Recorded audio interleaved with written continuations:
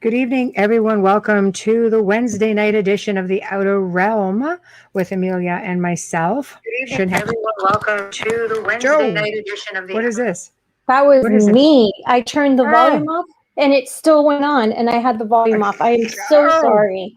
I'm thinking, oh my God.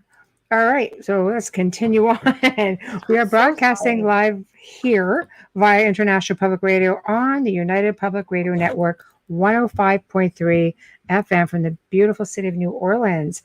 This evening segment and every evening segment is sponsored by the amazing folks over at Folgers Coffee. Huge thank you to Folgers and a whole lot of love coming your way. Tonight we welcome a very first-time guest, Dolly Safran. I really hope to say she's going to have to correct me on that because I just sound like a meathead trying to say it and not knowing. Anyway, she's going to be debuting her story for the very first time here on the Outer Realm with all of us on being an abductee, contactee, and experiencer. And what a story it is, let me tell you. She will be joined by her dear friend and our returning guest, Mr. Preston Dennett, who's actually writing a book on her story. So be prepared for an amazing journey that both of them will share with us as we move along tonight. In order to participate in tonight's show, please head over to the International Public Radio and UFO Gods and Extraterrestrials and UFO Paranormal Network on YouTube. If you want to interact a little bit quicker, go on UFO Paranormal Network, okay? Radio Network, YouTube, and tag Amelia if you have a question for our guest or anything of that nature. It is the only place that you will get our attention, where you may be able to get a written response. Otherwise, we're on Twitch, we're on Twitter, and we are on all the networks' Facebook pages. We do see everything. We just may not be able to respond right away. So settle yourselves in because this is going to be one heck of a segment. So, Bubbles, how's it going? I'm good. How are you? Hola, Andrea. Oh, yeah. Hi from Mexico. Like, hi. And Jeannie, welcome. Behind. Zach, how man. are you doing? I miss Mexico. Oh my God. I miss Mexico. It's my favorite country ever. And yeah, thank you for joining us. Hi, Wayne. Hi, Zach. Hi, Jeannie. Wow. Yes. So good show tonight. I'm really looking forward to it. I have a little bit of a tiny advantage because I know a little bit about, Dolly's story, and I know that our listeners hello. Hi, North Carolina. Wow. I have a little bit of an insider knowledge, so I feel a little bit guilty, but not really.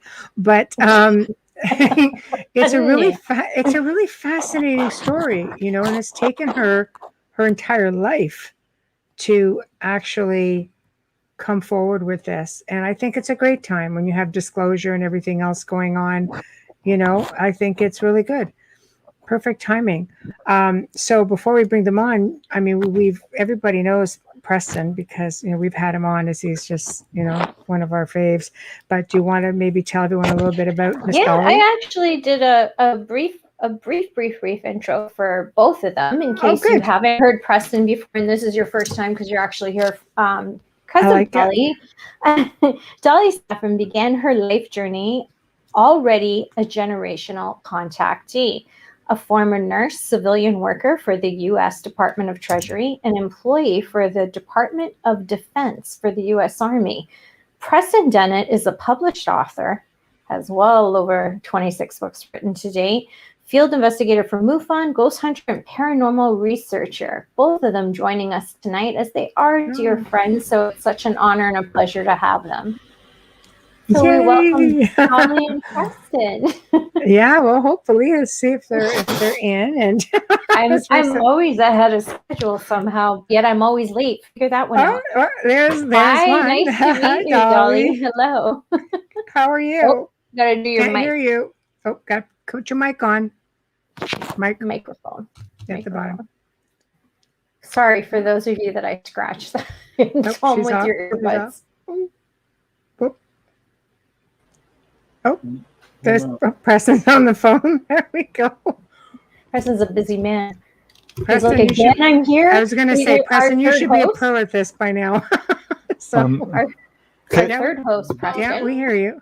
Dolly, can you hear me now?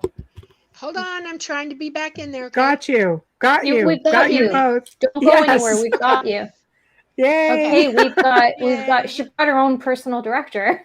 Gang is all here. I know. Since I like this arrangement. All right, Dolly, I'm hanging up the phone. Oh. Yeah. I love it. I love it. Hey.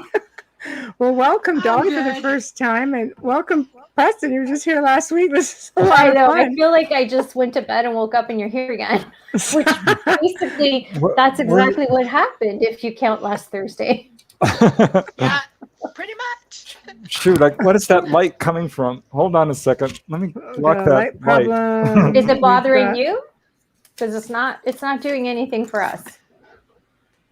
I think it's his window in front of him. The sun's coming down and it's blaring him. Oh, I see. Okay. Good. Okay. Can you kick your volume up just a touch, Dolly? Mine? I'm going to try. Yeah, you're very soft. That? That's good. Okay, it's better. Perfect. So wait for Preston to get back and get the show on the road. okay. So, I've been looking forward to this. We've both been looking forward to this. I think everybody's been looking forward to this. So I know you're a little bit nervous. Yeah. Yes. Yes. Fun. You're in chat a lot. You see how we do our shows. They're very laid back and lots of fun, right? Okay. Yes, absolutely. I enjoy it. Watching y'all. I need your volume up a little bit, though. Oh, you need the volume up more? Oh, yeah. Because if I can't hear it, no one can. Everybody's going to have a problem with it. I have mine on really high. Let's hear you again. All right. Mike, hold on. Let me mess with this. That's perfect. Audio. I'm making the audio bigger. Perfect. Hold on. Give me a second. All right. Of course. Now I just got to figure out how to come back to you. Hold on. Been gone. She'll come back. We've lost the other half of the show. Yeah. So, Preston, what's new since Thursday? Yeah, what you doing? What'd you eat? Where'd you go? See any UFOs? What'd you watch? Talk to any aliens? Not recently. No Grays visiting? Nope. She'll come back. She'll be okay. We might have to text Joe, though. Does Joe have to bring her back in? Yeah, I think I'll have to. I will message him. I'm pretty sure he's around. Just be sure. There she is. She made it. Okay. Joe's on the job. Hi. There we go. You're on the other side now. Okay. All right. We hear you fine. So welcome. This is the first time for you. A little nervous? Yeah. Very. Yeah. Yes. So this is a really big deal. Like, this has been a lifetime of experiences that have brought you to this moment. Yeah.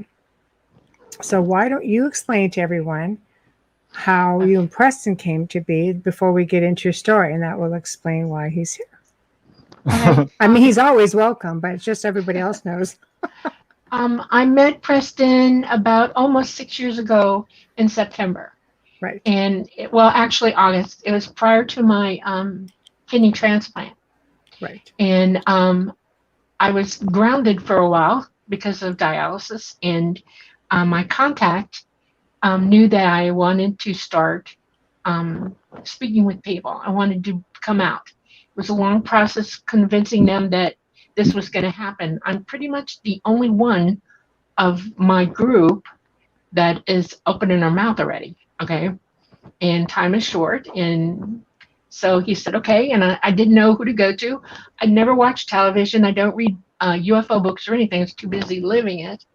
And he suggested I go to YouTube and look up Preston. So I found Preston, an old thing on healing. He had longer hair and he was younger. And I saw it and I thought, okay. I was impressed with what I was hearing, and I knew he was with MUFON. And I waited about a week or so, and then I called him. and he's like the easiest human being on the earth to talk to. And we just fell into, yappity yappity, and that's how I met Preston. Aww. Literally. Yeah. Yeah, I remember it vividly. And so it's your job, Preston, basically to put this together in a story. Exactly. Yeah, and I was pretty excited because at first I didn't quite realize how different Dolly's story is from a lot of people. Right. Pretty much everything she said I've heard from other people, but it's all been piecemeal. Right. Whereas Dolly has a complete narrative. She really remembers more than anyone else I've ever spoken with. Mm-hmm. But yeah, it took me a while to realize like just what was going on with her. She does have a chapter in one of my books, Mm-hmm. Onboard UFO Encounters. And she's admitted freely, like, I haven't told you everything. And she was right. She sure hadn't. Right. So this is an adventure. It's the next Pretty part of your much. journey. Yes. So I know you've sent a few pictures. We'll tackle it in the second part of the show because I really want to concentrate right now on your story. So Preston, feel free to jump in, at whatever point, because I mean you guys have this ongoing support system, and you've been doing this together for the last few years. So we'll just sort of cut in here and there. So why don't we start from the beginning? Okay. When I'll give you my very first memory, and I was about 10 months old. Wow. And I was laying in my crib in my room. We were in living off of Biscayne Boulevard. We had just got to Miami, and my parents were looking for a place for us to live. My dad was being detached to Homestead Air Force Base, and we lived right off of Key Biscayne. We could see the water from their apartment. Mm-hmm. And we were up high. We were about 4 stories up. And we had those metal levelers on the windows in the house, in the apartment. And I was in my crib and I was trying to nap, I think. And I saw this huge bright light coming through in broad daylight. I mean, brighter than I've ever, when you're a baby, you see a light, you go, whoa, look at that. Mm-hmm. And all of a sudden I started levitating. I started leaving my crib. And by the time I started getting to the top of the rail, I freaked out. And I flipped in midair and tried to go back down. I mean, I was desperately trying to go back down. It scared the hell out of me. And that's the last thing I remember of that. And that stuck in my head. It was so traumatic, it never left my mind, never. Wow, that's crazy. And you're generational, right? You make mention in your bio that you're a generational. Can you explain to everybody what side of that your family this comes from and how you got to luck out? It's my father is the person. We think my mom might have had contact, but she totally rejected everything. Right. My dad was a teenager with his brother in Wisconsin, and they were near one of the big forest preserves there, north of Stevens Point, near the lake. Right. And they were cooking a turkey that they had just killed from the farm, and they were camping out. The dummies didn't gut it. They didn't get the packet out of it. And it exploded and all over them. And they ran to the lake and they were washing off, and took the turkey with them to clean it up and then gut it so they could finish cooking it. And across the lake, they saw a light, and they were staring at it. And my dad said it got bigger and bigger and bigger, and it shot across the lake at them. It came over the top of their heads, and before my dad knew what was happening, he was frozen on the spot. He could not move his body at all, looking up. He saw a big blue light hit him, and he said he got taken up. His brother, he doesn't know what happened to his brother at all.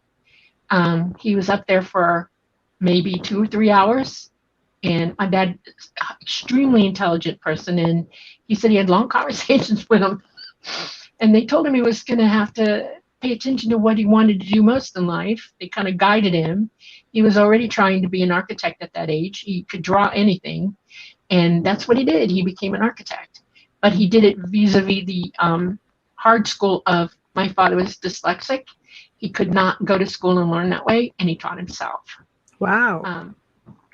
He's the only architect in the state of Florida and most of the United States who passed all the state boards without going to college. Jeez. Wow. Yeah. Fantastic. Yeah. He was in the military. He became an Airborne Ranger. He was in 1st Company, Korea. That's where he started at, 1950. And he met my mother in 1951, and they got married. They lived all over the place. My mom never got pregnant, though. 6 years. She was 16 when they got married. And they decided she had polycystic ovarian syndrome. And the Army, in their infinite wisdom, played games with her, and they irradiated her ovaries and her pituitary with cobalt radiation. And they gave her 3 treatments, and they told her, don't get pregnant for a year. And unfortunately, after the 3rd treatment, she got pregnant with me about a week later. Everybody was terrified the entire time she was pregnant. I was born almost at full gestation, but I weighed less than 5 pounds. They realized after I was born that I was a twin. A twin was missing. It was a big deal. Missing. Yeah. I'll jump in here. That is actually a thing that turns up in a number of cases. I've talked to other people who've had that same thing. ETs love twins. Wow. So there's something going on there. I think this is part of their interest in genetics. But yeah, I was very interested to hear Dolly say that, because I'm like, oof, I've heard this before, especially the missing twin. Wow. So that was a trigger for you to say, yeah, we're onto something here. Yeah. Yep, for sure. When I was about 10 months old was the first time that I remember something, but by the time I got to be 2, I found out that I had the ability to make things happen in the house. I was telekinetic. I could make things move around. I could levitate. I would go up into the top of the closets in Florida, which are really high up and hard to get into in the hallways that they were in, and I would close the door on myself and laugh my butt off. My mom would look for me like, where the hell is she, And when she found me the first time, she was like, what the hell is going on? She thought somebody was in the house. She made my dad change all the locks. They put the locks up high so I couldn't get out because I was very talented. And I still kept getting out. I would disappear. When I was almost 3, I totally disappeared. She was pregnant with my brother, heavily pregnant. My dad came home for lunch that day, and I was gone. They called the police. They were everywhere looking for me. 2 hours later, the police get a call. They dragged my mom down to this it's called the U-Totem store. It's like a convenience store. Mm-hmm. It was 6 miles from the house. I had nothing on but underwear. When they got there, I was sitting on the counter with the guy, and I was pissed. And my mom's like, what is wrong? And I started crying when I saw her. And I said, I just wanted a red balloon. I'd had my tonsils taken out the year before, and they gave me a red balloon to placate me. I think ET was placating me with big red balloons, too. Because they said if I was nice, they would give me a red balloon when they dropped me off. I had nothing on my feet. I was totally barefoot. There's no way. They said, how the hell did she? They thought I was dropped off. Because my feet would have been all torn up from walking in the dirt and the gravel and all that. Well, they would have been black, too. Yeah, exactly. It's Florida's sand, but yeah. Yeah, but still, yeah. This shows it's a physical phenomenon. People are not where they're supposed to be. Right. Yeah. Right. So wow. They decided to get a police dog retired. Her name was Heidi, and they started taking Heidi with me. I'd disappear with the dog. Then we moved away from there, and we moved out into the Everglades. Okay, way the hell out in the Everglades. We had a farm. And we ended up with German Shepherds, more of them. My mom learned to train them. We had Rhodesian Ridgebacks, which are like nursery dogs for farmers. Yes. And we had St. Bernards. And we had 6 and 8 foot fences around the house. We had automatic lighting and stuff like that. And, had a big satellite out there because my dad was working for NASA by then. And it was just interesting. I would just keep disappearing. This is a regular occurrence then. Right. I have no strong, seamless memory of it. I have moments. Okay. My first real moment at that time was I was 5, and I saw an umbrella coming down out of the sky. I was laying in the grass looking up, and heard music with it, playing. Sorry, I'm playing with my phone. And it came way low down over me, and it was rotating slowly. And the next thing I know, I'm waking up, and I'm in some lady's lap. And I looked up at her, and I was like, that's very random. You're different. Where'd you come from? Yeah. And she told me to call her mama, okay, and that I was related to her somehow. And she was very sweet to me, and she talked to me, and she kept me calm. And I just sort of flashed back into the house after that, and I woke up in the living room on the floor. And my mom was like, "How the hell did you get in the house? I didn't see you come in." And I'm like, you know, I don't know. I would point out here that, the lady there, Mama, was not a normal human. Yeah, I was going to say. She was a tall gray, a very nice lady. But at that age, a child doesn't really judge if someone who looks a little different. Right. That's true. That's true. Yeah, because how old were you at that point? 5, maybe 6, somewhere between those two ages. Yeah. Yeah, that's nice. It was wild. I have a few other memories where I would be outside and I'd be, messing around the farm and stuff, and I would see a light and be gone. One time I was way back out in a field, and I saw them land, and I ran. I ran for my life. They got me anyway, and I blacked out. But by the time I was 14, I was taking astronomy lessons, okay? I was going to the Miami-Dade Transit Planetarium to take my lessons. And I was out in the backyard one night. It was the weekend, and I was doing some calculations, and plotting stars and stuff. And it was about 1 a.m. My dad at the window said, "Come to bed." So I brought my scope and I packed it down and got dressed for bed. And I never sleep, okay? Never. I maybe sleep 2 hours a day. That's all. Wow. And so I would plots around the house at night, and I was looking out my windows. In Florida, we had this big jalousied windows. You could crawl out them if you wanted to. And I was just looking, and all of a sudden I saw like 100 maybe lights, and they're all moving around. And I was like, "Whoa, what the hell is that?" And they started pairing off, and they kept going in different directions, north, south, east, west. 2 of them came down over my area. One headed toward Dadeland, east of us. And then the other one came down over our house. And it fascinated me because the tree started moving like it was in a high wind, but you couldn't hear anything. Okay. I could hear the leaves rustling, but no wind, so to speak. I'm looking at it and I'm thinking, what the hell is that? What is it? Now, by the time this was happening to me, I had made a promise to myself that I was not going to go to sleep anymore, that they were not going to get away with that. Because I knew it was somebody and something, and they were knocking me out. And I was determined, so I was like looking at it really, really hard, trying to memorize it. And I looked up and I saw the portholes, and I went, uh-oh, I saw beings in it. Okay, they were like little guys, a little bit different from Mama. Okay, different, skinny. They looked surreal to me, and I was like, oh no. I thought, okay, dive under the bed at this point, run away. That's what kids do. Sure. And I was going to go under the bed, and boom, this big blue white light hit me hard. Just shocked me, and I passed out. I woke up again 2-3 hours later on the floor with not the same jammies on. They were inside out and backwards. And I'm just laying there going, The cleanup crew really needs to work on that. So, Yeah, and I can hear my mom in the kitchen. Military people get up early in the morning, 3:30, 4 o'clock. She was cooking breakfast for my dad. And I thought, okay, I'm going to go clean up. And I got in the shower, and I took a bath, and I put on my own clothes.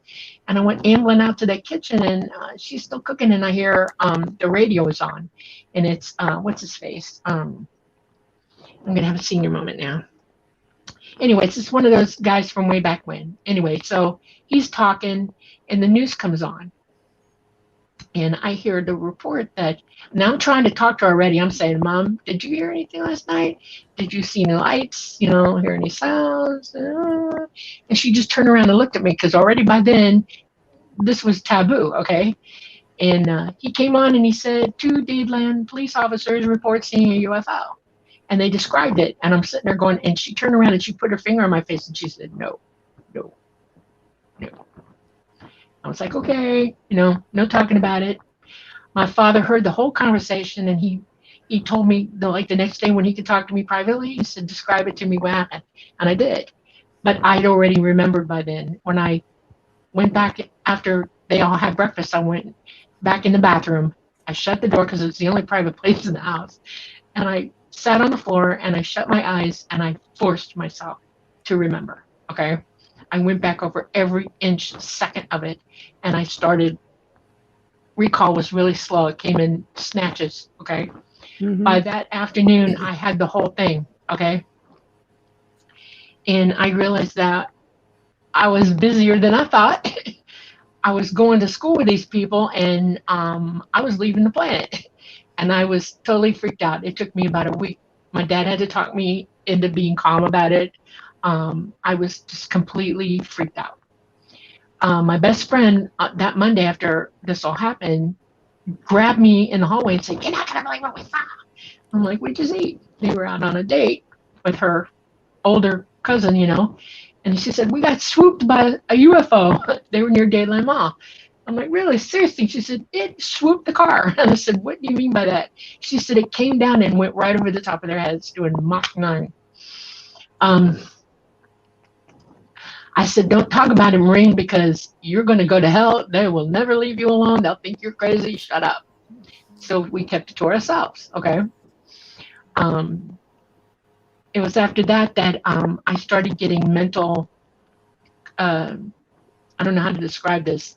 When somebody's knocking on your door mentally and they're trying to get your attention, you can hear them talking in your head. And it was a male, and he was telling me, "I'm coming to get you. Be ready." And I didn't know what that meant. I just knew, oh yeah, it's going to happen. And so I mentally prepared for it, I guess. And they came and got me. And when I got up, they took me to the room where there is the control room, where the pilots are. And they introduced me to the ship. And it's AI. It's alive. The ship is alive. It exists. And I didn't understand it at the time, but he told me that I was going to get to know him, and everything was good. They already knew from working with me before without me really realizing that I wanted to fly. I had already made that decision about a year before without realizing it, and that they had already started working with me. And I had to be outfitted, so to speak. I have an implant in the top of my hand, my right hand, and it helps me do what I do. And I had to be tested out. They rigorously tested me out. I had to learn to remote view, acutely remote view, and I have a sort of an eidetic memory, and I was utilizing that as well. The years before that, I had been going to a place, another world, I guess, planet, and it had lower gravity than Earth, and had trees that make ours look like sticks. And we had a pavilion in one of the trees. It was huge, and all the girls were there. And further off in the forests, there was another tree with a pavilion in it, and they had boys learning over there. And I took all kinds of different classes. I learned morality, I learned philosophy, I learned mathematics, physics, I learned propulsion, stuff like that. I have a very extensive, I learned astronomy, that kind of thing. It's probably why I liked astronomy so much as a kid and wanted to be an astronomer, to be honest with you. My brother was gaga goo goo over it. And we both, that's one of our loves. As things went by, I was going more and more often. They'd come in to get me like 2 or 3 times a week, every other day or so. And I'd be gone for hours. And then I realized that I was gone longer than I was actually gone. In other words, it hit me that I could be gone a couple of days and still come back within minutes of going. And so they were somehow putting me back in time. I don't know how to explain that. It's like when you go with them and you go interdimensional, you leave space-time here as it exists. You go out, and they move in and out of dimensional space. That's how they travel long distances. That's how they do it. Okay. They physically travel hundreds of light years away, but they do it interdimensionally. They go in and out of it. That's why the ships have to be so intelligent and operate the way that they do, because they work with the pilot. They become one in mind, and pilot's running the ship and all that systems and everything, and then the pilot is actually coordinating the jump. It's a psychic thing. You don't just write it down on paper and push a bunch of dials. It's all your psychic ability to remote view and take yourself through a dimension into a space that you're mentally going through psychically. It's a lot of learning. Okay, it's a lot. None of their systems are anything like you'll ever see on this planet. Nobody can even come close to that technology. It just doesn't exist here, and it won't. And then you have government trying to do this reverse They're engineering, and right. But how can you if it's a lie? They don't have the they haven't mastered AI. So, yeah, they don't even have the elements. They don't exist on this Right. planet. They don't have the ability to create, combine or manufacture what they need to run it in there.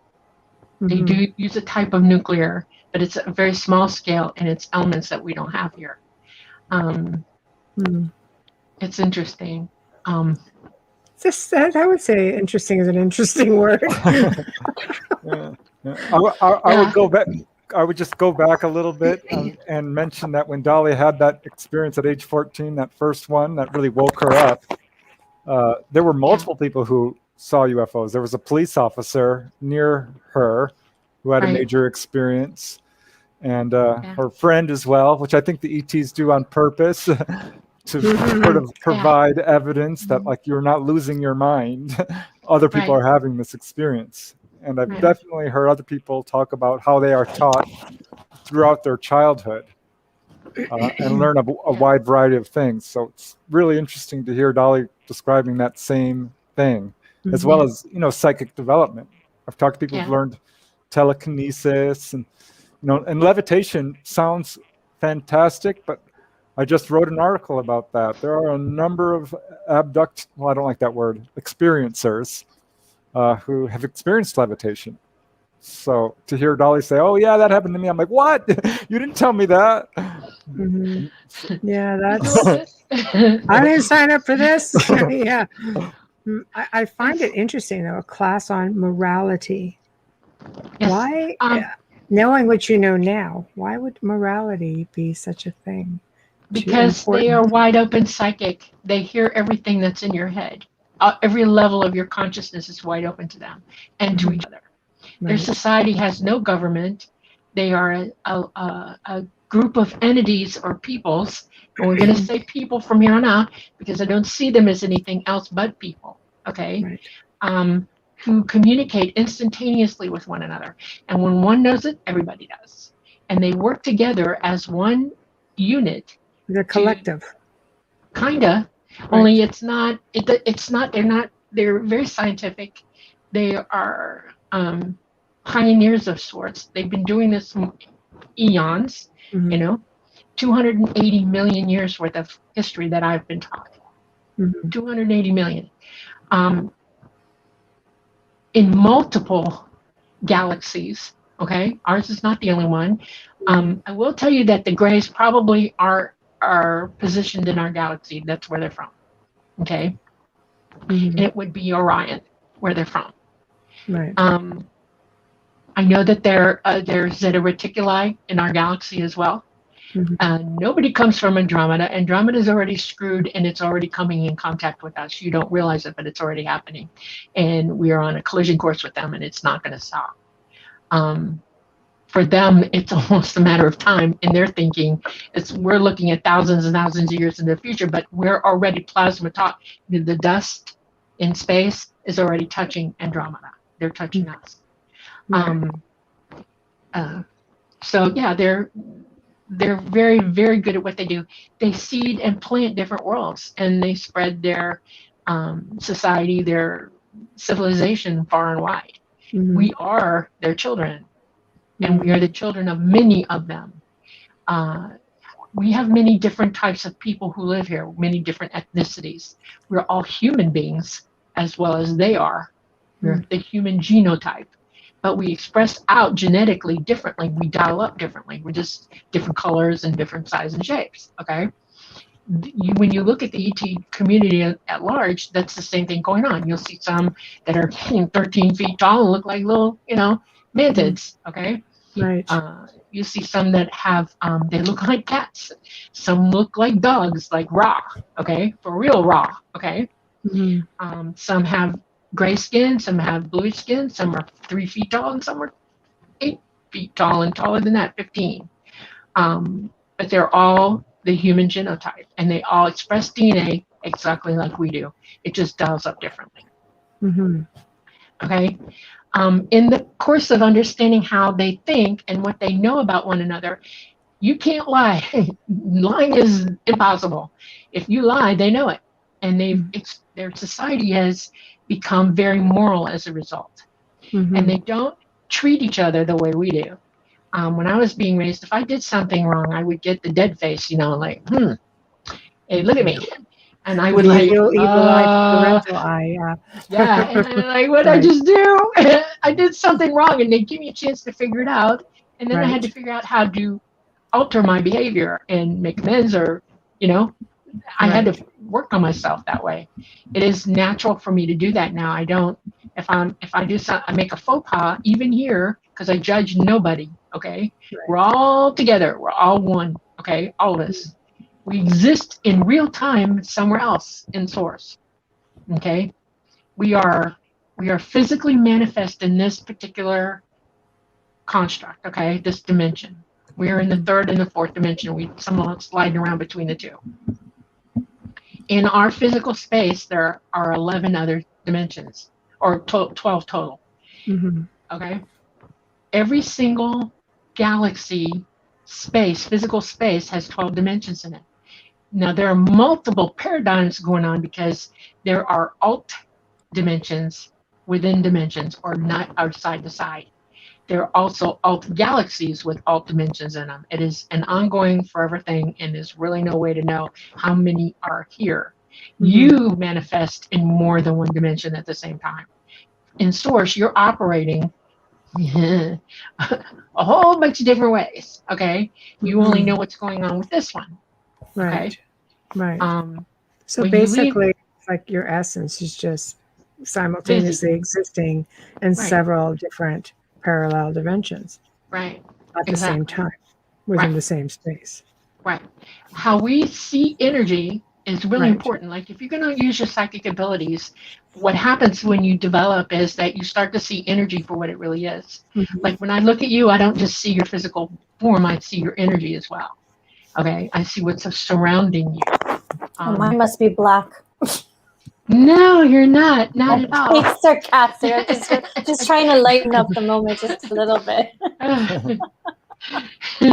No, you have one of the bluest auras I've ever seen on a human being ever. Thank you. Okay. Thank you. You have multiple colors all around you. Everybody does. Okay. Yeah. Nobody has just like one layer, and however you're feeling physically manifests out into your aura too. You can tell if somebody's sick or whatever, or pregnant. Even I can see an aura around your belly. I know when you're pregnant before you even show, and I can hear your baby. Okay, babies talk. I love that. I love babies. Yeah. E.T. loves to talk to the babies before they're born. When I got pregnant with my daughter Emmy, she immediately started yapping with me. I knew she was there. She let me know right away, and I spent the whole 9 months with her, just having a good time. She knew who I was. She could talk early. I mean, there's so many cool things that we as a society could be doing right now if we just let all this stuff happen and we quit being slaves to somebody else, The other thing about ETs, or the people, star people, is that they are autonomous beings. Everybody has the right to their autonomy, their own decisions, okay? And you can either make them singularly as individuals, or you can make them in groups, but it's still your autonomy. They do not interfere with our society because of that. They gave us a place to go. We're here. They watch over us, but they interfere not. It's not up to them to tell us how to live. And they're watching crazy go on here right now. I was going to say, like, if you ask for an intervention, they will sometimes intervene. It just depends. They'll intervene more if they're working with you. But I know that they've heard people in agony and pain, and they've swooped in and done something because it's not in their nature to ignore. Okay. Oh, that's interesting to know. Yeah. They're very loving. They don't show emotion, and there's a reason why. most people don't understand it here because you haven't been allowed to develop the way you should. Responsibility is a big emotional leveler, okay? And when you're doing what the responsible thing, or when you're acting with authority, true authority, real authority, you're not going to like show everybody what's on your card palette, okay? You're going to stay calm. You're going to do what's needed, and you're going to do it as lovingly as you can. But life isn't easy. It hurts sometimes, and they have to be level-headed, always, okay? We're if not they're exactly all that. telepathic. If they're all Very much so. telepathic, yeah, and you're a collective, you're working together, so you wouldn't be emotional because you know that you're all together. You know what's going on, right? It's Now, annoying, in the face of working with all the humans here, they're picking up everything that you're thinking, and it assails them. Oh my God! And a lot of times you'll see, I don't know if you have, but you'll see an ET look at you like, wow. I mean, they'll drop their jaw, staring at you. And it's not that they're emotionless; they're just trying to give you time to work it out. They're waiting for you to get over yourself so they can do something with you. Yeah, like, did you just seriously say that? Yeah, Exactly. I can't even That's imagine. exactly how it goes. Sometimes we go off the deep end and attack them, and they have to, they're not going to fight you back. Preston has probably never heard of an instance where ET has physically attacked anybody in retaliation for being hit or killed. No, not unless it's Hollywood. No, you're right about that. No, people will hit them, but they don't hit you. Right. Yeah. Yeah. They take Preston whatever we dish out. about that. Preston was mentioning that last week, and I found that really interesting. Do they pick and choose who they visit, who they contact, or is this something that's written years and years and years back? It literally has to do with your ability to hear them and to reach out for the knowledge that that they're trying to teach you. If you're going to ignore them and be totally absorbed in BS, I guess is the best way to put that, things that aren't real, not tangible, they have a hard time communicating with you. It's really hard to talk to somebody who doesn't want to talk to you. And that goes on here a lot. Fear is the number one reason they have a hard time talking to people in total fear. They would rather you not, and they would rather you learn not to be afraid of them. They go to extremes sometimes to teach you not to be afraid of them. And I'll give you a good example. As a nurse, I've had patients look at me and call me every name in the book. If you come after them, you got to put a needle in them or whatever. I've been threatened. I've been hit, kicked, bit, spit on, you name it. Okay? Yeah, definitely. They look at me like I am a monster, and they will talk about you. That damn, blah, blah, blah, blah, blah.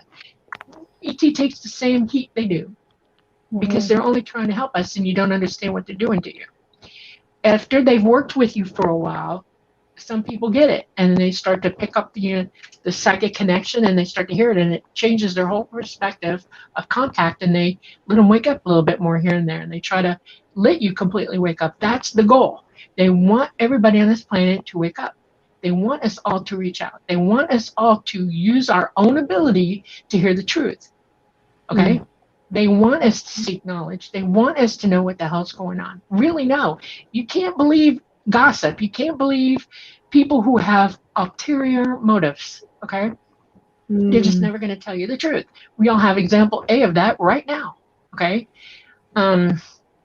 So the message that I give everybody that I talk to is literally, you want to wake up, you got a third eye in there, you got a pineal gland, and that's your telephone call to them. Okay? That's your telephone call to everybody else on this planet. People talk about being psychic all the time. Oh, I knew that song was going to be on, or I was thinking about you and you called me. That's your psychic ability right there.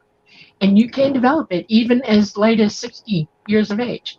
Everybody can do it, but you have to be willing to decide for yourself that you're going to do it.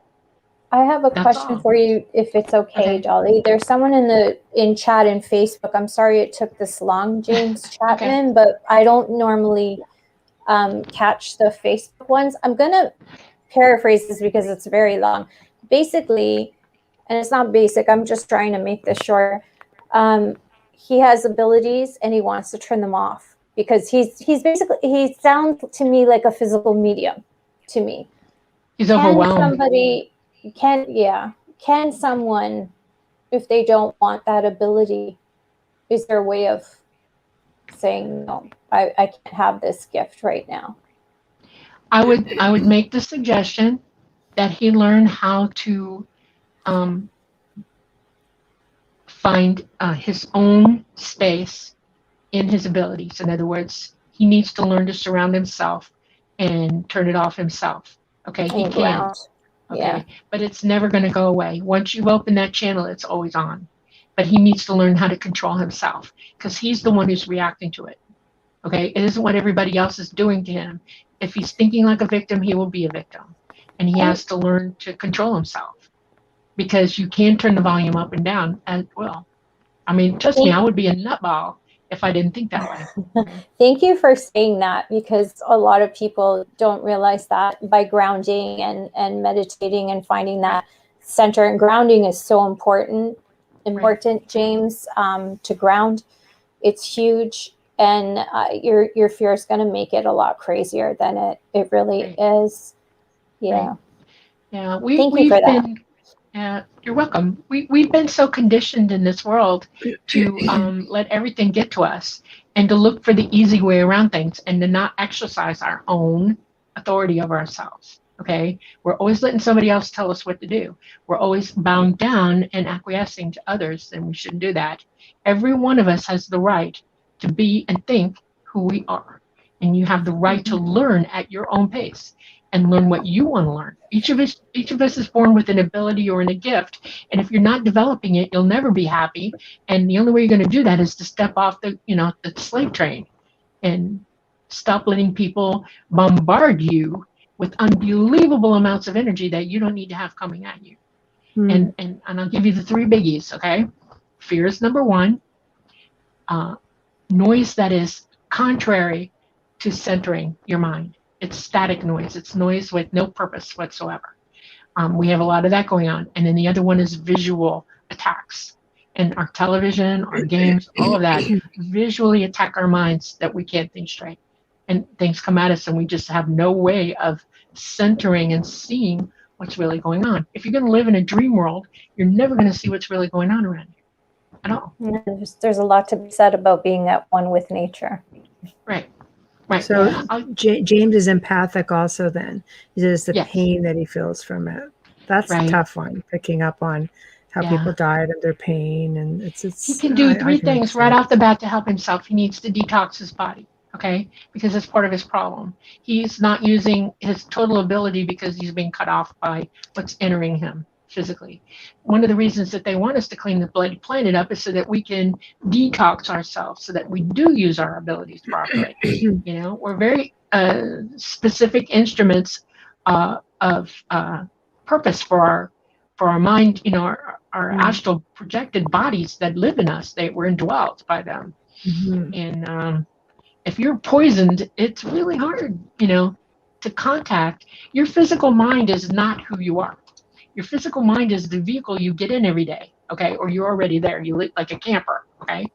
Your astral mind is the mind that's projected from source, where we all live, okay?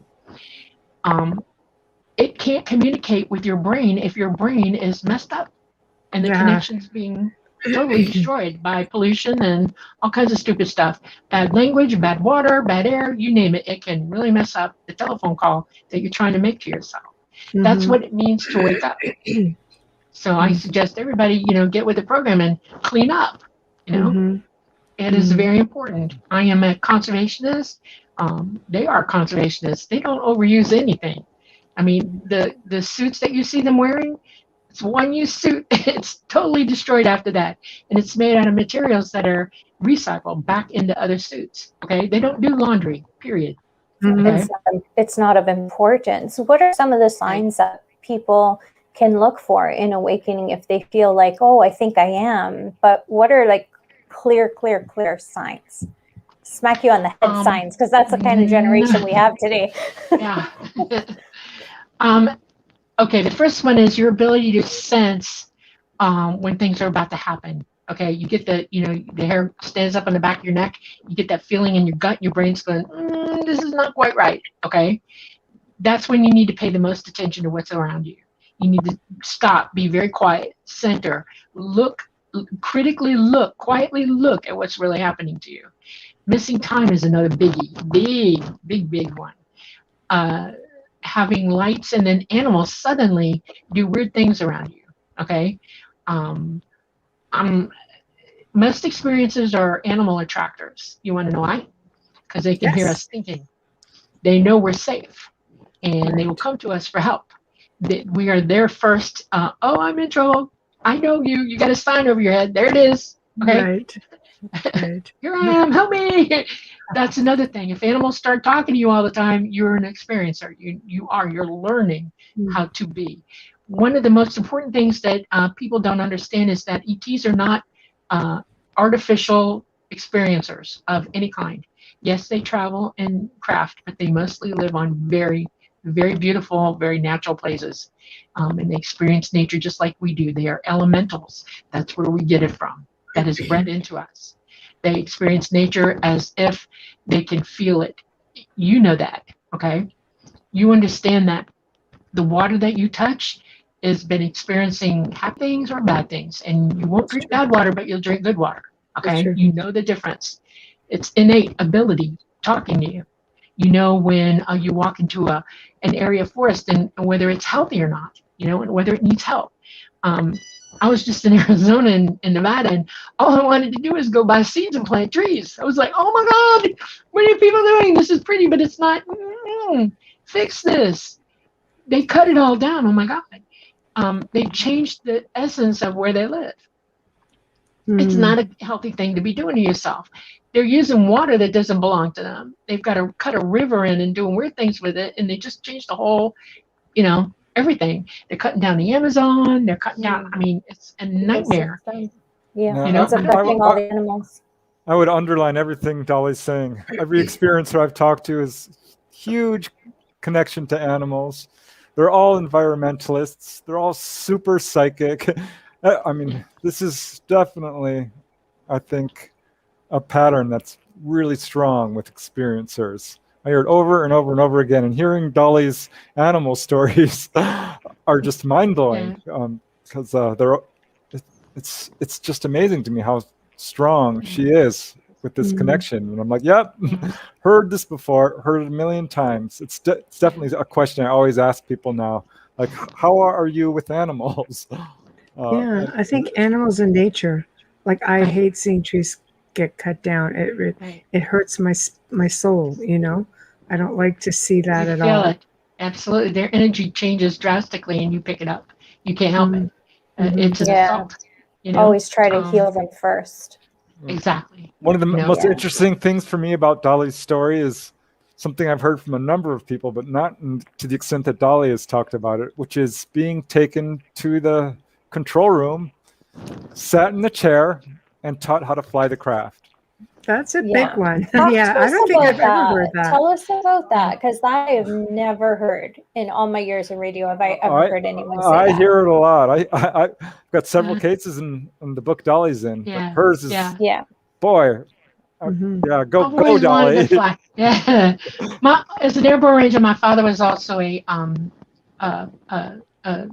glider pilot.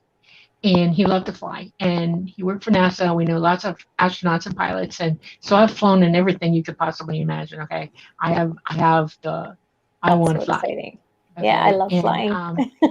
So when I got taken to the control room, they let me sit in the seat, and they have different controls for different situations. Okay, a pilot that's going interdimensional uses different abilities and control type things than a regular. Somebody's been given a joystick to fly, but they gave it to me, and I was like, "Oh, where are we going?" They said, "Well, just come on, let's go." And they told me, he kind of pointed. He opened the screen, so we call them drop. It's drop screen, but they open the walls. You can see right through them. And he said, "We're going to go see something." And I said, "Okay, where are we going?" And he's like, "Well, let's go see some planets." Okay. And we headed out, and I got to see Saturn first. For some reason, Saturn's a big deal. And I think it has to do with the rings, the moons, and the way gravity works in this configuration for this particular planet. It's also tilt. Okay. Saturn's not exactly like everything else. It tilts. Okay. And I wanted to go so bad. And when I saw it and I got there, he said, "We're going to go through the rings." But it was very specific. I had to pick the right path. And made me look at it. He made me critically eyeball it and see what I was looking at, and go above and below and see what the topography of each of those rings was. Some of them were dust and it was safe to fly through them. And there were spaces in between some of them that had nothing in them, just clear space. And I got to go in and out of the rings a few times. And I was hooked. That was it. I was done. Bake me now, and I'm done. And then they took me to the moon, and I got to see the moon. I went all the way around it. I got to see everything there, and we did a landing. And we were sitting down, and everybody got quiet, and they're all looking at me like they're waiting for me to say something. And I realized they were looking for me to give them permission to let me. I wanted to go. It's me. I had to decide. They weren't going to tell me I was going to do this. I had to decide. Okay. Mm-hmm. And I did. I was like, okay, I'm ready. Let's do it. I'm good. I want to fly. And that meant I had to agree to do everything I was taught and to learn it the best I could. And there's a lot involved with that. And you give up a lot, but then what you gain from it is incredible. Mm-hmm. I think it's a really huge amount of trust that they're giving you. Yes. Yeah. Well, that's really impressive. Some of us learn our lessons well. And I was one of those kids. Preston's like that. He has that ability. Okay. You probably want to fly. I'm ready. Yeah. Let's do it. I've talked to other people who've had this. Jay Gardner. He talked about they took him to Saturn. This happened to Leo Sprinkle. This happened to Ray Fowler. They're very prominent investigators. This is not unusual. I mean, it may sound fantastic, but this happens over and over and over again to experiencers. Mm-hmm. Yeah. Anybody wants to go sit in a seat, they will let you. They'll take you on a tour of the whole thing. They'll let you just pick where you want to go on board, and they'll let you walk around. This is trust building for them as well as for us. This is how they bring experiencers out of the fear mode and realize that they're giving you the keys to the kingdom. They're showing you that they're trustworthy and that they don't want you to fear them in any way, shape, or form. And they do that by showing you absolute love, period. Okay. So what do you say to people who have, and this is a question that I've asked Preston also, what do you say to people who end up with all these horrific tales? Is it their own fear, or is it what is up with all these medical examinations? Is it like their lab rat story? Like, I've been probed. Well, they'll probe your dog too if they're trying to get their temperature. And I don't mean to be sounding insensitive, but maybe there's something more to this. It's a huge I don't want to say story. It's not really a story. It's what's happening to our lives right now. Our magnetic poles are on excursion, and our magnetosphere is down, and we are being hit by gamma radiation that is causing cancer. It's causing asthma. It is causing our minds to be mixed up and mental issues starting with people. It causes our DNA to break down, and we are physically under attack by this.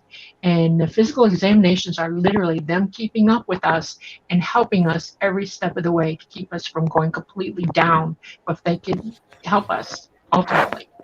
Okay. I imagine especially their contactees or their people. Right. If you're, I know a couple people who had cancer that were absolutely cured of it, and they're not a contactee. And I've asked the question, how come? And it's because why not? Why would we let this person suffer like that? Some people they can't help, and that's karma. I know that there are issues with karma. I have karma, but I've been helped my whole life with things that I have. I took a big hit from my mother's radiation. I have had thyroid cancer, I've had breast cancer. I had a pheochromocytoma that they absolutely healed outright. Had to, it would have killed me. I've had injuries you wouldn't believe. I've had just things happen to me. I tore my rotator cuff, and I already had a broken ankle when I did it, and I was miserable, and they healed it overnight. It's like, no, you can't have this. And they fixed it. Go ahead. No, sorry. Thank you, Dolly. How do your doctors react when they see you one day because they're treating you for a broken ankle, and then all of a sudden she's walking, there's nothing wrong? I don't need to come in for a checkup. I've had so many doctors freak out. Okay. Just freak the hell out because I'm a super healer. I heal very fast. And when my neck was broken, I didn't wear the what? Say it again. Yeah, I broke my neck. It's not when I'm talking about a broken ankle here. Broken neck, and you're here to tell us about it. Hold on a second. Can you see it? Wait a minute. Can you see my neck? See the scar? Yes. Yeah. I've never known of anyone to survive a broken neck.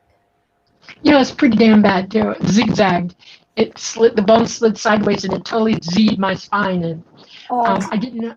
It was bad. They thought I was going to be paralyzed for real. They haloed me as fast as they could, and I was told flat out I was probably never going to walk again. And the surgeon told me afterwards that somebody was operating with him, that he did not. There's no way he did what he did. And I only wore the collar for about 4 days. I hated it, and I took it off. And they stitch it all back together, and then they roll your skin, and then they staple that. And I pulled off the staples out after a week, and I was just walking around without the collar. And I went to see him at 3 weeks or 4 weeks, and I walked in the door, and he went into shock. It's like, oh, you have the collar off. What are you doing? And he floor scoped me at that point because he thought I damaged myself. Yeah. I'm fused. I should not be able to move my neck properly, and I can go down, and I can go to the sides, and I can go all the way back. And I'm fused. That's insanity. Yeah, he doesn't know how I'm doing it. We have a really good question in the chat room from Wayne Mellows. Could the bad experiences actually be something that is carried out by various governments hiding as alien in order to push the fear of the being contacted by the true ETs? Yes, absolutely. Being, sorry. Bam. The government does. That's a good government question. does pull people into experimental hell, and they make them think they're being attacked by ETs. It's part of a big thing. And I'm very careful when I hear people talking, because I want to try to hear which way this experience is really happening. And then I will tap you. I don't go into your head as a courtesy, because nobody here is used to it, and it's kind of an invasion of your privacy, and I won't do it. But some people, when they're talking to me about their experiences, I will tap them at that point and try to hear what's coming out of their head and see what they're seeing, and when they talk about it. And yes, I have seen that people are being attacked by the government, black ops. And there's a lot of that. There's a lot of those stories around the chips and stuff like that. That's another thing I wanted to ask you before I forget. You said you have a chip in the top of your hand. Is that visible by any of our technology here on Earth? Yeah, it's Preston's seen it. It's hard to show you on this camera. Okay, I've sent him pictures of it, and he's actually felt it. It's sitting. It's in a crown of bone. It's actually a round thing, and it's got another long thing. It looks like an ankh, okay, in the top of my hand. And it is stops me from being, it does a couple of things. It stops me from being electrocuted when I'm doing what I'm doing. But it also is the key to make it magnetically turns on what I have to turn on to operate a shift dimension. And what it is there's a ball. It's a very hard to explain to you. I could not teach you this. Okay. That's okay. But it's a ball that it when it's energized, it expands. It gets bigger, and it actually becomes see-through. You can see energy in it. Okay. And I use that ball to go interdimensional. I throw my consciousness into it. I remote view to it, and the ship is also in it. He remotes into it, and we become one person, and we go where we need to go. And I know what he's doing, and he knows what I'm doing, seamlessly and simultaneously. It is a cooperative mating of sorts of the minds to operate that ship, which is absolutely alive, absolutely. And that's your energy. Your physical body stays back. Yes, ma'am. Thank you for sharing that. You're welcome. And the technology is old. It goes all the way even back. The Egyptians have hieroglyphs of it. I've pointed that out to Preston. I've shown him where every hieroglyph is that absolutely points to how that operates. Okay. And he's like, I don't know how if the archaeologists aren't telling you the truth, they ought to be they're not going to tell you. They're not going to tell you anything. Because the little purse, that ball is in the little purse. It's about the size of a golf ball. The purse that funds those archaeologists comes from the elite, and that's a whole other show. Yeah, That's a whole other show. those are It's all about pilots. suppression, right? We know that. It's exactly. about not Yeah. being able to develop to our full But potential. it's not just the Egyptians doing it. It's, the everywhere. Incans, it's the Mayans, all of them. They all had that technology. They all understood how it worked. They had pilots even for them. How did we lose that technology and why? Because Does some anybody know? idiot, they decided to make slaves out of us. And they started stopping us from learning anything. They cut you off from all knowledge. I mean, can you imagine going to school nowadays? When my daughter was in school, I didn't helicopter pilot, but I wanted to be around her, when she was in school. So I substituted taught in, I drove a school bus for a while too. And I was shocked at what they don't learn. Yeah. I mean, it's repetitive, stupid, and boring, And you don't learn anything in school. Sorry, I volunteered almost 30 hours a week. Oh my God. Okay, way more than me. Talk about helicopter parenting. Yeah. That is it was so difficult. Somebody put it like dead stop and said we're going to make a slave race out of this, and right. It's in your TV, the media, they all control you. They control everybody. You want to know where fear comes from? Watch TV for an hour and tell me you're not afraid of something at the end of it. Okay? Yeah. Totally amazed. Every time somebody in government comes on, I turn it off. I don't want to hear it because it's all BS. All of it. It's a show. Exactly. Okay. Yeah. Well, I think that's like, the scare tactic. All of disclosure has been a scare tactic. They want you running like a afraid herd. Look what we see. It's, hey, we're being chased. We're under attack. They're just swarming the boats. You're just like, oh, here it comes. Here it comes. Yeah. So here's a question. The Dark Fleet. You've been up there. Is there a Dark Fleet? Do we have? Does the world have their own fleet? Yes, I'll give you the first one. That's everybody's seeing all the time. It's the TR-3Bs. Okay, they're anti-grav. They cannot move like ET technology because they don't have the same power. Okay, but they do move. Mm-hmm. They're armed with laser cannons. They're crowd controllers, and you don't want to see one in the sky one day coming after you. Okay, you just don't. They have another type that's rectangular looking. Mm. They have one that's almost like a 6-pointed star. They've built different sizes and shapes. They have the ability to throw 7D holographics at you to make you think you're seeing things that are not there. They have the ability to psychically contact you. I have that technology for sure. They have the ability to send microwave transmissions at your brain, which just happened. I'm bringing that up for a reason. Okay, they can hurt you with that. They can absolutely hurt you with that. I'm thinking 5G. Yeah, it's not a happy thing. Yeah, I have earbuds in my ears. They're hearing aids that are earbuds. When you're in the Army and you're around tanks and bombs and stuff all the time, it kind of makes your hearing go. And so it's kind of cool that the technology for these helps me to hear you on the phone right now. Okay, I Bluetooth everything. Funny thing, I don't need hearing on the ship because I'm psychic and I'm hearing everything psychically. Everything's telepathic. Right. I almost don't need my eyesight either. Right. I'll tell you a secret about ETs. Most of them, the grays, are all mostly blue or green-eyed or blue-green-eyed. Okay. The lenses that you see over their eyes is because they see ultraviolet radiation, and they also see what's the other side of ultraviolet? I'm going to have another senior moment. Infrared. Infrared. Thank you. Yeah. And our light is so bright that they have to guard themselves. I actually have some of that genetics in me, and I had my cataracts done early in life because it just blew my retinas. My cataracts all to hell and gone. So I've got lenses in my eyes. Yeah, but I don't really need to see daylight, blue light. Right. Right. Yeah. So that's just one of the faux pas. But when you see the dark eye, you need to really look in their eye. You can actually see an iris. You can see their pupil dilating or retracting.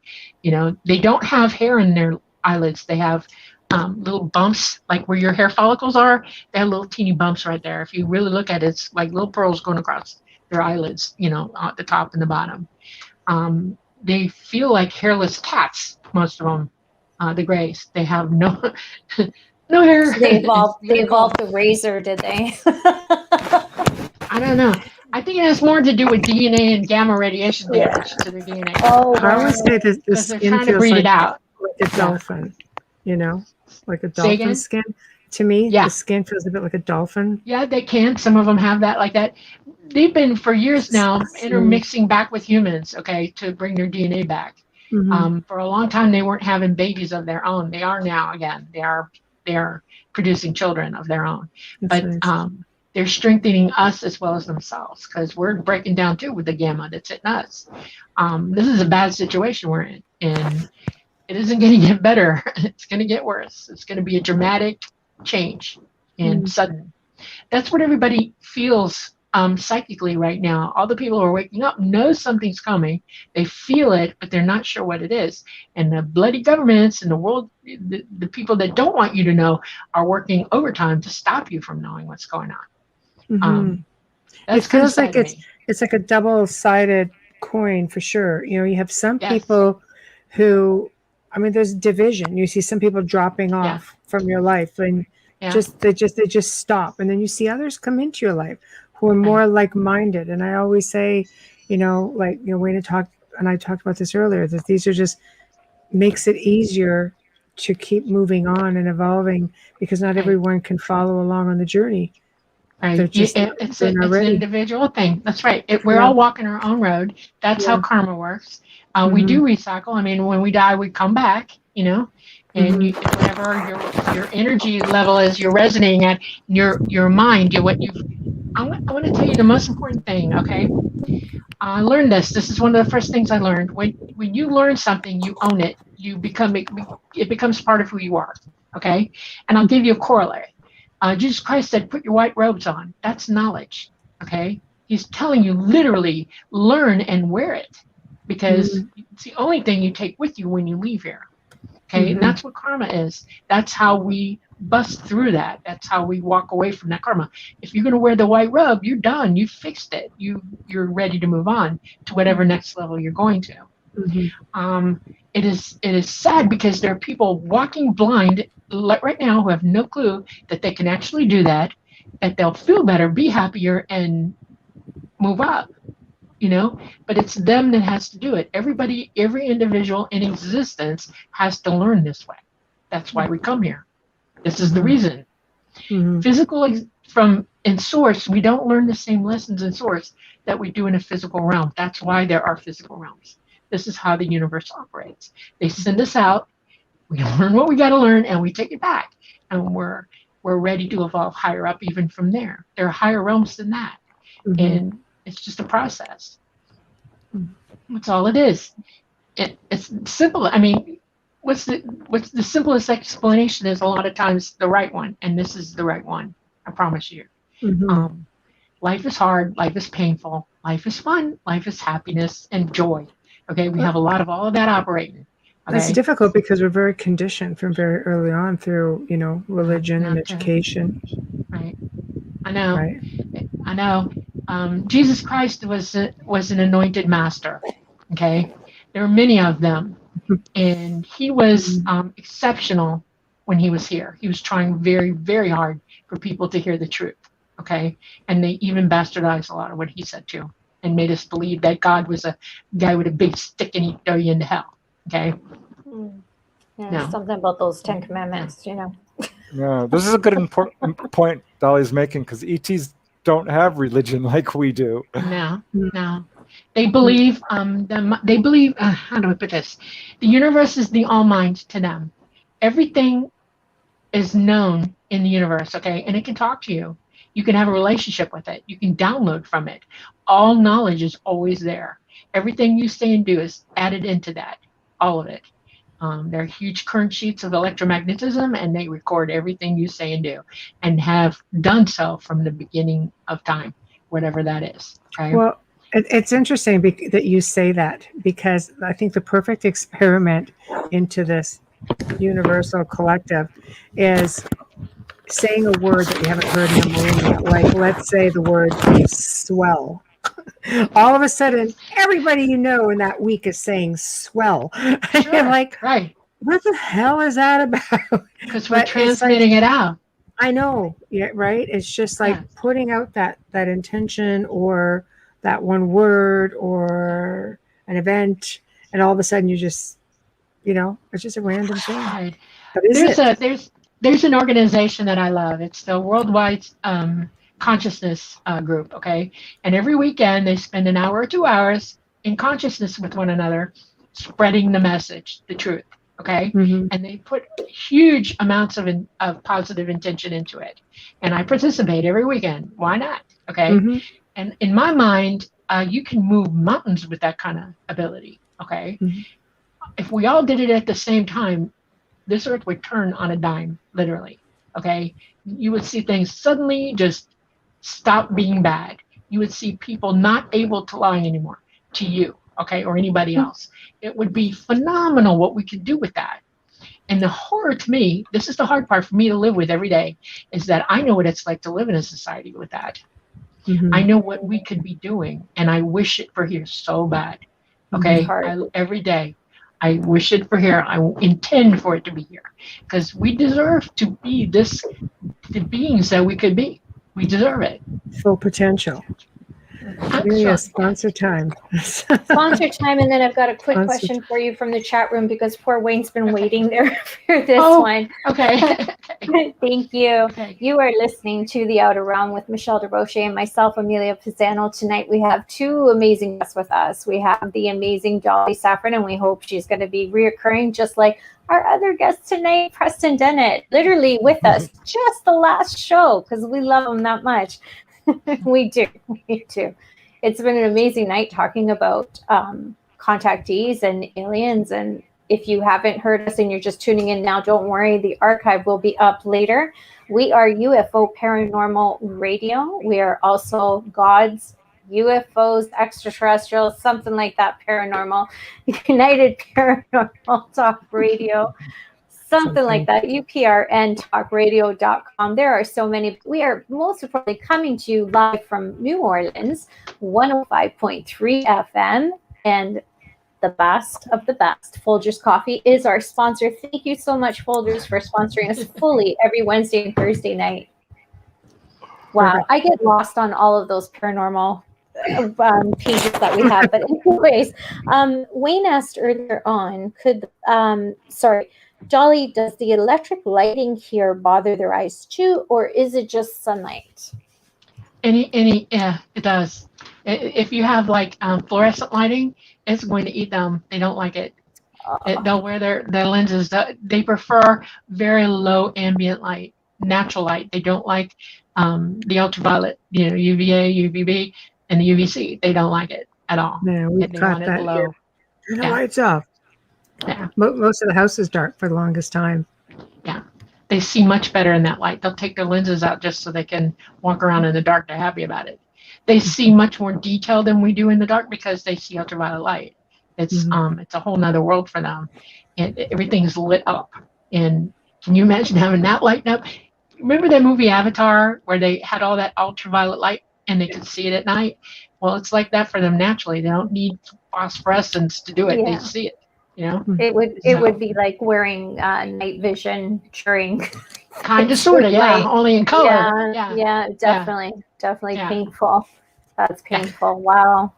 So what you've spent a good part of your life with these beings, and they seem exceptional just from personal experiences, but what do they say about the future? What is it they want us to understand?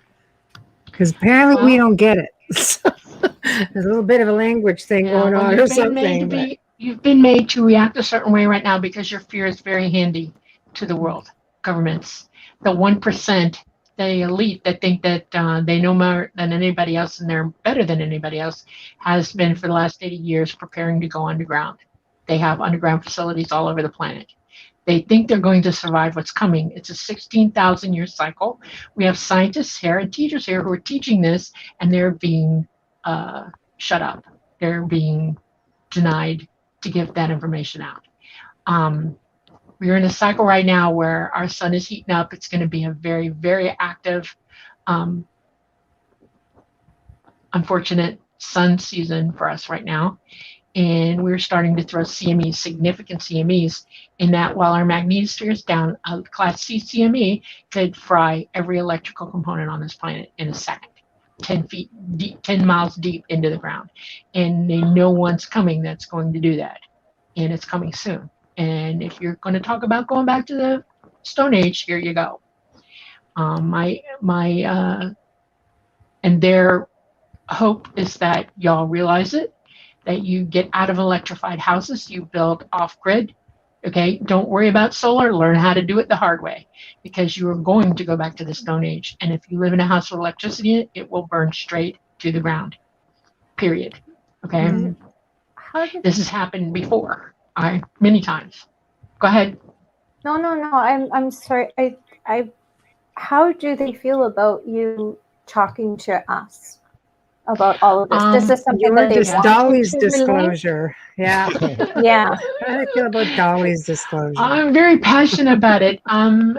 This is my autonomy here. Okay, this is my need. I'm human, just like you are. I may have some extra stuff going on. I'm a hybrid. Okay, but I am very much human, just like you. I live here. I breathe the same air, and you are my people. Okay, we're all people together, and I love who we are, and I see our potential. And I'll be damned if we all go through this stupid, ignorant, and shocked when it hits. Okay, it's not fair. It's not right. And yes, they know I'm very passionate about it. And yes, they've watched me get more passionate in the last 10 years of my life. So much so that I'm here now talking to you. I'm not going to stop. I am watched. I have surveillance 24/7 in my life. And I think it's hysterical, and I don't care. Go ahead, make my day. Don't care. Y'all, so this is just kind of like a bit of a shot. Like I just went and told the world. So there. Yeah, no, they know it's coming. They've been listening to me. They know it's going to come out today. Some interesting things are going on around me because of it. Yeah. And, you know, it's sad. I watched it happen when we went to the UFO MegaCon together. The surveillance came right up to our little B&B there. Wow, really? I'm like, Dolly, who's that? She's like, oh, those are my guys. They watch over me. Sorry. At least you know you have security everywhere you go. You'll never get mugged. There's, it's always no, this is not security. No, that's Black Ops phone. Yeah, they're not going to let anything happen to you. Well, they've tried. They've tried a couple times. You're too valuable to them. My contact let them know in certain times about 7 months ago now. That no, you get too close to me and you will regret it instantly. And he let them know in the strictest possible terms. Their car got EMP'd and it went up. And they had like 6 agents out there, and they had flashlights, and they're running around like monkeys. And I was like, oh my God, until I was up in the speaking to me going, yeah, they just went too far this time. Needed some reminding. So I'm not afraid of them. I've almost been abducted a couple times by him, and I've had things happen. So yeah, I'm not afraid. And what's going to happen? I die. Oh well, I'll just move on. That's the whole point. This is not uncommon. A lot of experiencers are under constant surveillance. They will have their hypnosis tapes or whatever stolen, their notes. They're constantly eavesdropped upon, phones tapping. These are not nice guys who are. Why? I mean, you think they could get their own dang information? They know more than most. They're terrified that I'm going to be listened to. They're terrified that my message will make sense to enough people and it'll start spreading far and wide. They don't want to lose total control, right? Yeah. They're in the process of doing some serious stuff right now, and they don't want to lose control of their situation. They want to go and do what they want to do. Us be damned. And it's too bad they've lost control. What about you, Preston? Do you feel like you're being followed since connecting with Dolly, the beautiful Dolly, and you have such amazing energy, Dolly? I just have to say that. But do you feel like you're being watched and things are missing? Have you noticed anything missing from your place? No, I can't say that. You're taking in a lot of stories. You're taking in, not stories. I have to say experiences. Sorry, stories is a terrible word for that. But you're collecting experiences and sharing them with the world. I mean, they must be watching. Yeah, for sure. I think that all UFO researchers know this. I mean, we found this out. The government, secret government, I'll call them, is watching over UFO researchers and experiencers very closely. And I have had, some problems with mail and email and phones and so forth. But I'm very open with my research. I mean, if you really want to know something, just ask. Yeah. I've got nothing to hide, and I don't think these guys are going to get away with it. You cannot hide the truth. You cannot control this situation. They think they're in control. They're not. Not really. We all, like I said, we're all autonomous. If you're waking up, you're going to hear the truth, regardless of what they try to do to you. Okay, and it's up to you from that moment on how you're going to go with it. And there are plenty of people who know the truth. Trust me, if you hear the word prepper, that these are people who absolutely understand what's going on, and they have prepared. Okay, they want to be around, and it's just the way it is. One of the things that my father did when I was growing up is he worked for the government, and my father was an architect, and he actually helped design and build a lot of the underground facilities that we're talking about. I know a lot about them. And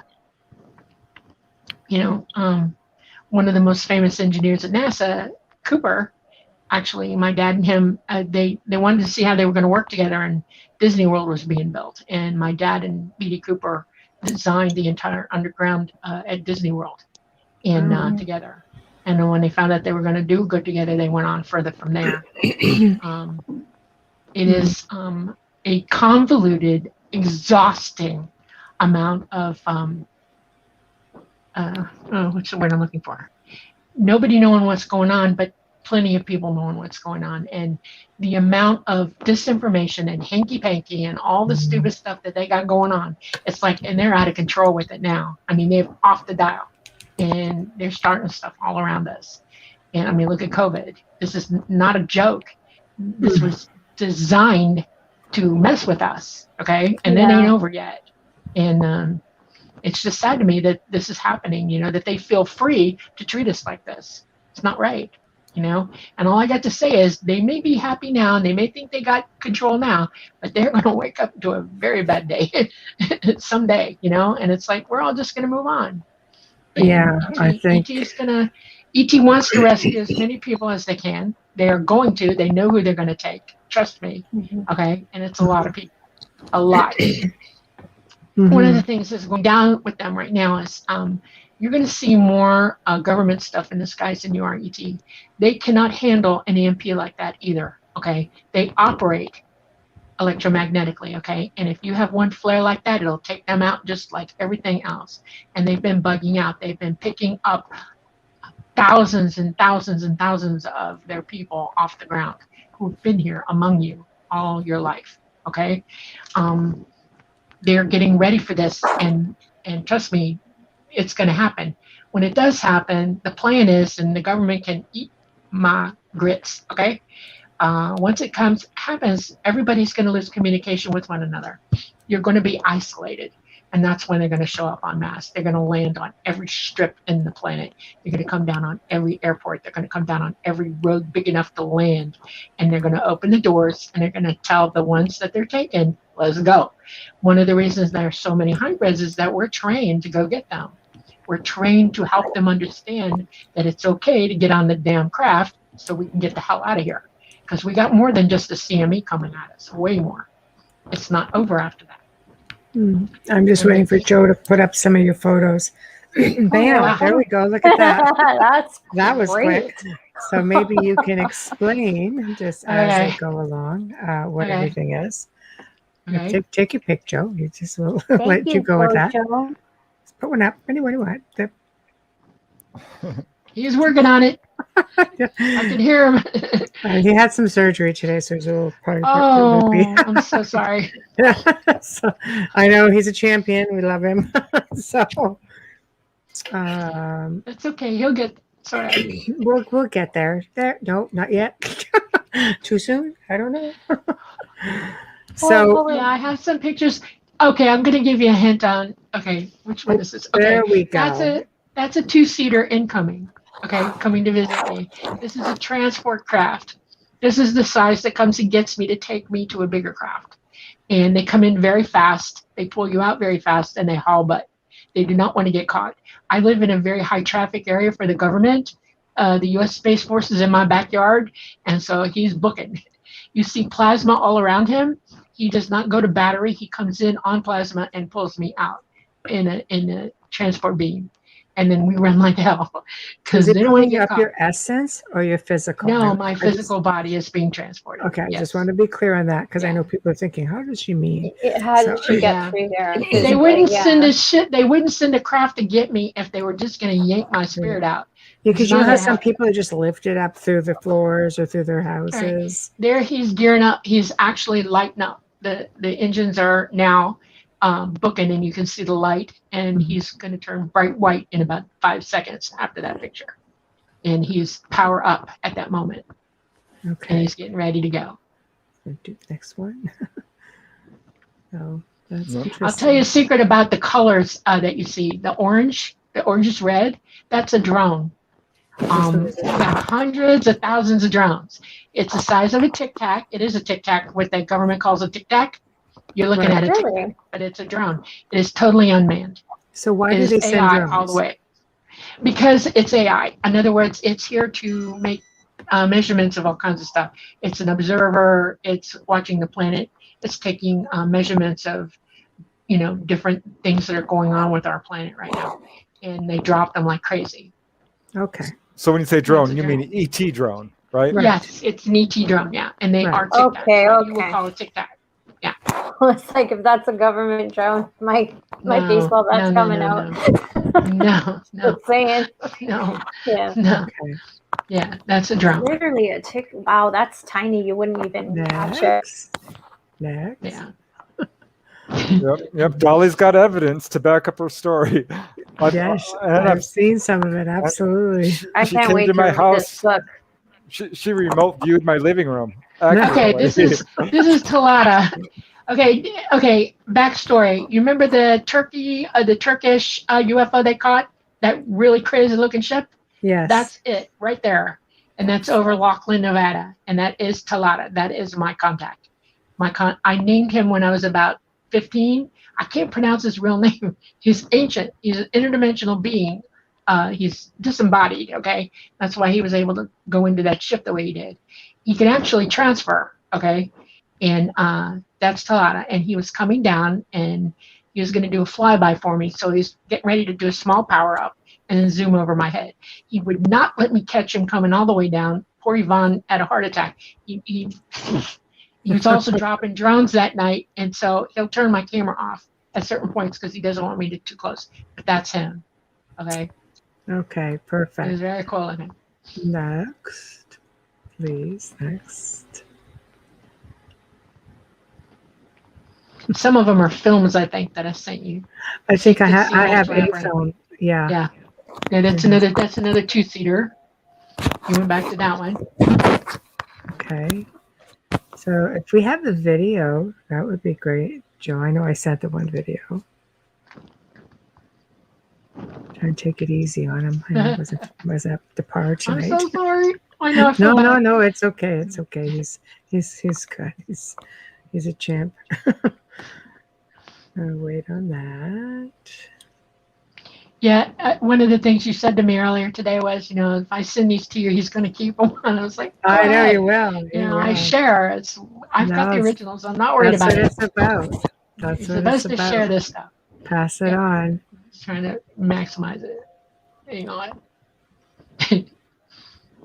Poor Joe. Do you remember the video? Is he on painkillers? Poor guy. I was thinking that. He's probably happy right now. I know. Nah, he wouldn't have been able to function. He wouldn't have been able to function on the computer. But yeah, he'll go in and grab it. So it's interesting. So we have a lot to. Wait a minute. There we are. Okay. So yay. I'm not sure if we'll be able to hear it. Can we hear it? Turn the sound up on it. This is. Hold on. Oh, there it is. Here it See it at is. the top. Yeah, that's the line I'm moving on. You can probably hear me out talking in this. Wow. Oh, this is a drone drop. He's dropping a drone for me. He's letting everybody see a drone drop. That's an energy extractor. In other words, they drop the drone in an energy field. And it's cloaked so you can't see it. Okay? And it goes into the dark. Wow. That's an interesting one. Yeah. As I'm being told, there's a lot of air traffic over the house tonight. That does not just normally I'm not happen. surprised. Right. Just so you know, that does not happen very often. Yep. Unless something's swung by, so to speak. Yeah. And this is, I don't know, what are you doing here? What is that? Oh, there it is. Okay. I don't know if you can get the sound to go. You can hear me talking to them. They speak a language, and it's ancient, and I know, I'm not going to tell you I'm fluent in it, but I will tell you I know some of the language. Okay. And that's the drone drop right there again. That's interesting for sure. He's really showing it. Wow. So if you're just listening and you're not watching them, you need to get to YouTube so that you can see this. If you go to Dolly Safran on YouTube, all my videos, a lot of my videos are there. Okay. A lot of my captures. Because there's people that are listening that are not watching, and they're probably wondering, well, why did it just go silent? And I'm like, wait a second, we're so enthralled by your captures that we forgot for a minute that we are on air as well. Yeah, I'll teach everybody one word. You ready? It means I'm ready, and it's atriar. That's how you say it, atriar. Yeah. I'll never remember it, but I'll have to go back to listen to the archive. They roll their R's. I'll be calling Dolly saying, what was that word again?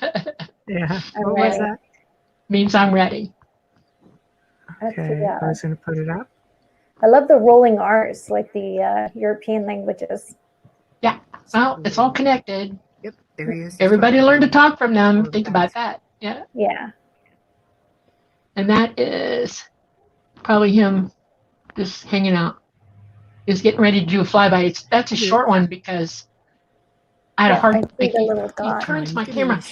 He'll only let me last so long with the camera, and then he'll shut me down. Oh, that's more of the drone.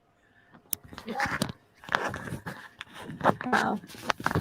So right now we're watching evidence of Dolly Safran's experiences and her contacts with, I won't say UFOs because they're not to you. They're family and not friends. identified. Yeah. They are identified. So it's a different story. So if you're tuning in now, you're listening, you're going to want to see the video. It's not letting him have the audio. No, thanks, Joe. Thank you. Okay. Yep, there he is. He's dropping drones. It's one of the guys. We had the audio. Yeah, that was me talking. Yeah. Yeah. That was fascinating. Thank you for sharing. That's definitely interesting. I mean, you've shared some with me along the way. It just seems to go on and on and on. You know, I think it's great that you post them because, you know, you are being followed and you just direct them to your YouTube channel like everybody else. You know, I'll tell you a secret. I drive Preston crazy because when he's taping me for his book, I don't speak in the right syntax because when I'm talking about being with them, I talk with them like I'll say us and them, and he doesn't understand who I'm accusing of what. Okay. It's like ET is us to me. Us, we're ET. Okay. And then I'll say them that's here. Okay. And it drives him nuts. He has a hard time with me. He's like, which one are you talking about? You know, I'm like, but it's true. It is family, right? Definitely. It is family. Yeah, many experiencers will say that. They feel very close to their contacts. Friends, family, I hear it all the time. Mm-hmm. Particularly people who've gone, far with their experiences. It can start out scary for a lot of people. You get over it real fast, right? I think it's about understanding, right? Having an understanding of what's really happening, right? If you're going to go to the doctor and you got to have your appendix come out, you're going to expect a whole bunch of weird things happening to you. And if you have no clue what's about to happen to you, it's terrifying. Okay. But you have loving people around you who guide you through it and explain, this is going to happen. That's going to happen. It's going to be okay. You're going to be fine. You'll be all right. Okay. Don't be afraid. We're not here to hurt you. I think it's the whole lurking thing. They're coming around at night. You're in your safe, what you deem to be your safe zone. It's your boudoir. It's your bedroom. You should be able to lay there in peace. Instead, you've got this little bobble-headed guy going, here. You know, like, it's a little bit unnerving. I want you all to promise me, everybody in the sound of my voice, please take this advice, okay?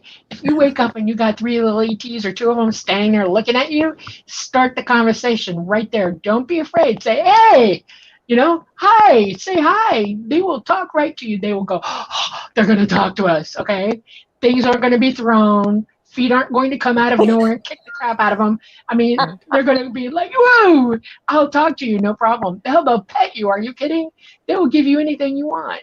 I've actually popped off and said, it's slumber time. It's like, no. That's no. Yeah. You know, no, it is. It's freaky. I know. Yeah, it's people freaky. Decide whether they want to communicate with them or not. And well, just some nights you're just like, oh my God, really? You know. Yeah. I know. Remember, they're talking to your whole self. So sometimes when people are like, "Oh no, you know, I didn't ask for this," on some level, you did. Yeah, you did. You accepted them. You've been in contact with them for a long time. You're just compartmentalizing it and not realizing that it's happening over and over and over again. Well, the memories come back. I find. Yes. You know, like the childhood memories come back when you start moving forward with the adult stuff, right? Right. Yeah. You want to know what else they do, and it's really funny to me. They will leave you pieces of nature that will suddenly appear in your room or your house. You know, like you'll find a twig or a stick or a flower. Feathers. How the hell did that get in my house? Yeah, what? Say again? Feathers. Feathers. We've been telling people feathers are from heaven. Found one in the house just 2 days ago. Yeah, they'll leave you geodes, they'll leave you quartz, they'll leave you crystals. I mean, they'll do all kinds of things. They will gift you with things, just show you they care about you. You know, it's like a little hey, you know. Yeah.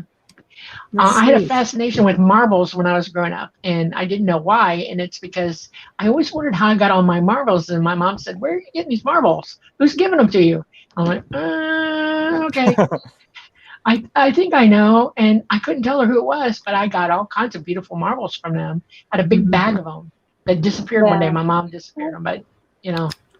Marbles look like small planets, right? They look like small planets. They're beautiful. Something like that. They hold energy. I mean, if they're real crystal or glass holds energy too. Okay? Yes. Yes. Well, we're down to the last probably few minutes of the show. So this is the time where you're supposed to let everybody know how to find you or what you guys have coming up, or you know, if you want people to communicate with you with their stories, you know, photos, anything like that. So go, whoever wants to go first. I'll let Preston. He calls the ball. No, it's nice. All right. Well, yeah, I will say I'm super blessed to have Dolly as. Well, she's my best friend, actually, and I love her deeply, and we're working on her life story, her story of contact. It's unlike any I've ever heard. It's so really cool. Is. So that'll be our next book. Yes. And super excited about it. Sounds exciting. Yeah. It does. Yeah. And so anybody, Preston, if they have stories for you, photos to share, where do they send them? Oh yeah, I mean I'm. I do that. That's right. I do have a website. You know, I'm on Facebook, Twitter. I'm all over the place. You can find my books on Amazon.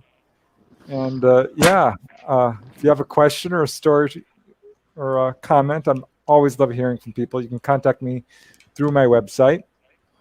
And Dolly's for real. She proved it to me in numerous ways over and over. She's telling the truth. I mean, she appeared in my room as an apparition. Yeah. So I know. Only after you passed mine, okay? Be weird. I did it to her too. So yeah, he did it first. Okay, that's right. Because I'm a psychic and I see energy, I see everything. We're all connected. Spirits are connected to that. ETC spirits as well. ET is a spirit as well. We're all in source together. We're all one. We are literally all one. All information, everything is connected. Never doubt that for a minute. And so I do medium work sometimes for people. They'll call me and say, please help me, and I'll help them. It's the best I can, So the first time he came and showed up, somebody called me at 2:30 in the morning. I was in an Airbnb because our house got hit by Hurricane Michael and we were rebuilding at the time. Oh. And I turned around and I saw him. I went, oh my God, Preston. And I'm like, I got a guy on the phone and he's freaking out, and he's like, I can't talk to you. It's Robert, and he thought I said, I'm being robbed. Oh. And I called him the next morning and said, well, you showed up. Oh my God. And he's like, what did you say to me? And I said, I'm talking to Robert. I can't talk to you. And he's like, oh my God, I thought you were being robbed. And then I decided, he showed up out of the middle of nowhere. No, let me know. Nothing. So I paid him back. Space. Showed up. It's a little intrusive. Yeah. And if you don't listen to me, I'll stomp his floor so he hears it. Okay. I'll let him have it. Yeah. Well, I think you guys are adorable. I'm just putting that out there. So, well, thank you for choosing our show to debut your story. I'm thrilled that you did it. It's been an incredible journey. I have a feeling it's going to be a lot more interesting of a journey now that you're out of the closet, so to speak, and Preston better have his pen handy because I have a feeling the experiences are just going to grow and evolve. And they seem to just keep evolving. And I think it's just going to snowball from this point on now that it's out there. So. Are you ready, Preston? Absolutely. I'm ready. Yep. I sure am. I think so. I can tell not so much. It's like, I don't know. Let's wait and see. I love you guys. Oh, you're amazing. I love you too. I'll tell you one last thing, okay, before I say goodbye. As ET taught me who Preston was, they also led me to you, just so you know. Okay, you were on the agenda list, and they know who you are. They watch you, absolutely watch you, and they're happy for me to know you and you to know me. Yeah, those are two. Thank you, Dolly. I think you're in our closet, whether you like it or not, Michelle. Thanks. Done now. All right. Shh, don't be listening to everything Dolly says. Okay, my friends. I love you both. Thank you. You're welcome. And I'll see you online. All right, guys. Bye. Thank you. Night. Bye. Thank you. Bye now. Well, that was amazing, people. Wow, what can I say? But we have come to another end of another fantastic segment, and I am in awe. And I think it's taken a lot of courage for Dolly to come out. And I think when you have a bestie like Preston by your side, going to make it happen, and it's going to be a nice, smooth transition. So thank you all for tuning in. Huge thank you to everybody who was in chat tonight. You make the show that much more interesting with your questions and comments. Big thank you to our amazing guests, Dolly Safran and Preston Dennett. Joe Montaldo, who is the best producer on the planet after having surgery, still a champ and a trooper, making things happen behind the scenes. The biggest thank you, of course, goes to Folgers Coffee for sponsoring us and having the faith in us to keep sponsoring us. So please remember to stop by the UFO Paranormal Radio YouTube, International Public Radio, also UFO Gods and Extraterrestrials. Please subscribe. Head on over to the Outer Realm on Facebook and show us some love. If you'd like to communicate with us, please the Outer Realm contact@gmail.com. That's the Outer Realm contact@gmail.com. Tomorrow night, 2 more amazing guests, and they're also repeat guests, Dr. Kathleen Ann Ball and Mr. Sean Williamson. And they're going to be touching on their collaboration of Templar research, focusing on symbols and esoteric backgrounds, which that's right up many people's alley, but certainly mine. So until tomorrow, we bid you a good night and thank you for tuning in.